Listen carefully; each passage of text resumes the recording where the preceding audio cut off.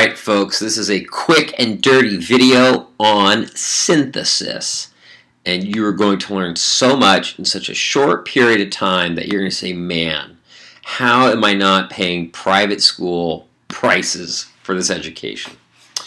And if you don't want to pay public school money, just give me your private school money that you have saved up.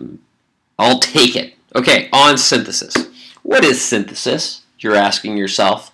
Synthesis is nothing more than the act of combining your thoughts with someone else's thoughts on the same subject or on related subjects to argue in a specific essay.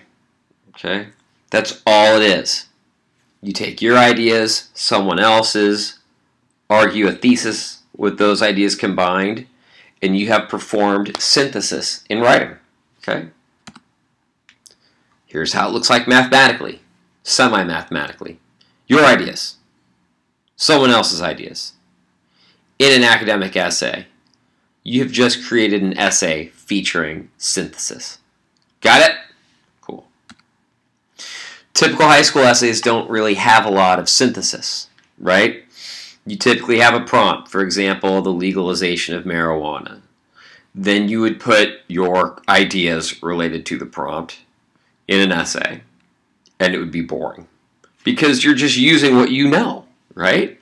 And it doesn't matter if you're already an expert on marijuana in high school, of which there are many.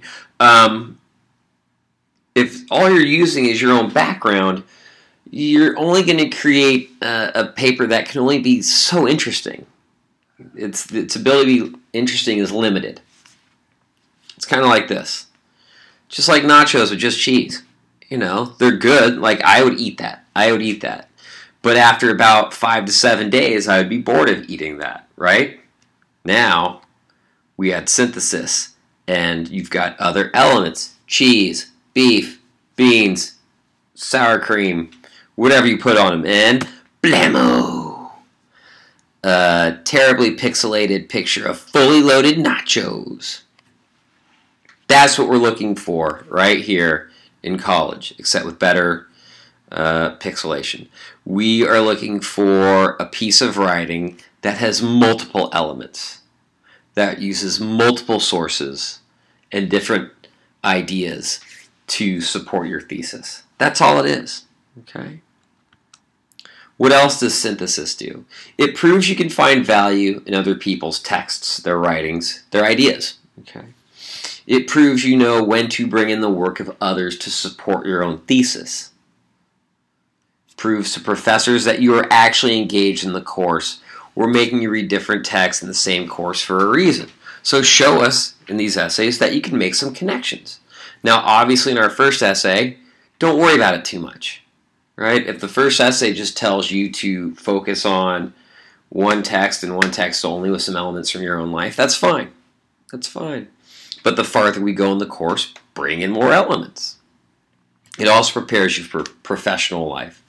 A musician can't just say, well, I'm a musician, I'm going to go and be on stage, and I'm going to make money that way, and I'll have an iTunes account, and I'll sell stuff on iTunes. Well, the contracts for iTunes change quite a bit. They're not necessarily great deals. You get different streaming services, so you've got to learn to work with all of these other elements in life to make you a better musician. All these elements coming at you, use them to develop one coherent thing.